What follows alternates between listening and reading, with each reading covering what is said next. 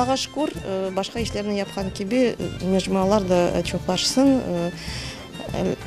Некижан исе mejmua olarak böyle örnek göstersin yanı гаилерге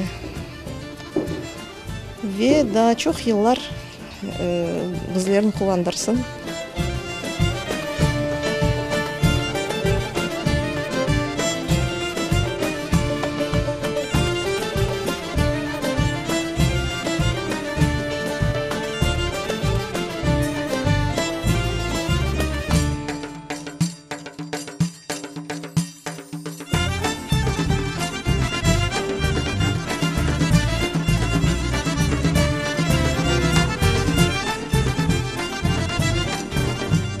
Журналымыздың esas мақсады Қырымдaki айдын kadınlarını, akıllı, istidatlı kadınlarını, halk ustalarını dünyaya tanıtmak ve dünyada yaşayan Kırım Tatarlarını Kırım'da tanıtmak maqsadımız. Ben belesem bu maqsadımızga erişemiz ve tırışamız erişmeye.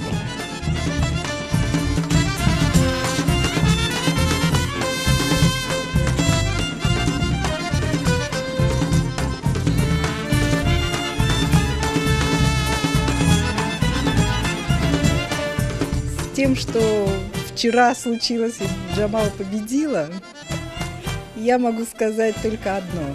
Наше пятилетие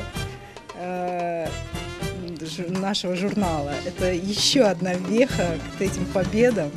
Поэтому я думаю, что, иншаллах, мы продержимся, выдержим, будем жить дальше и творить.